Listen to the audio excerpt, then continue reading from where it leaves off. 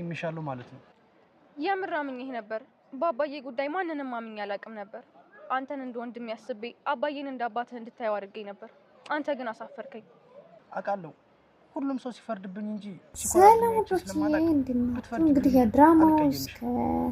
ዛሬ እዚህ ደርሷል ማለት ነው ያቀረብን ልክ እንደ ቤተሰብ አይተን ነበር ሀኒዬም ያን ነገር ስለሰማች ብሩን ብር የተሰጠ እንደውም ከአባቷ ጋር እንደሚል ስለተሰማ በጣም ትንሽ ያኔ ጨከን ማድረገችበት እንዲህ ብለህ ነው የቀረብከን ምናምን ያኔ ለስራ እየተከፈለ ነው ምናምን አለችው ማለት ነው እሱም እንደዚህ አይደለም ምናምን ብሎ ማስረዳት ቢሞክርም ሁሌ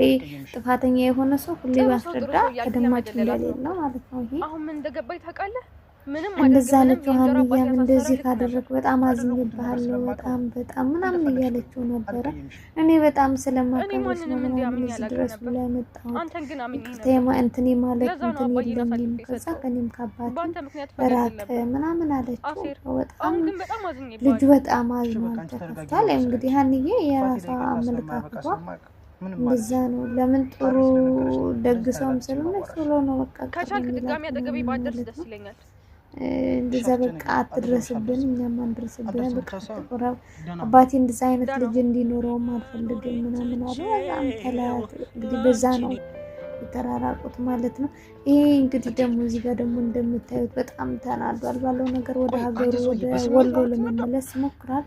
ጓደኛው ደግሞ ተረጋጋ ምንድነው እንደዚህ ችኩል የሚተናው ይላል ታሪ ከዛኔ የመጣሁት እሷም ብዬ ነበር ሀኒዬም ብዬ ነው የመጣሁት ካሁን በኋላ ግን ወደዚህ ደግሞ አልፈልጋት ከተማ ሀኒዬም ብዬ ነው የመጣሁት ምናምን አለው እና ሀኒዬን ብለህ ከመጣስ እኛንም ቻው ሳትለን ነው የምትሄድ ምናምን አለው እዚህ ጋር እንግዲህ ቻው ባለፈው ሴትቸው ስላልኳችሁ ያ ይበቃኛል ምናምን አለው ማለት ነው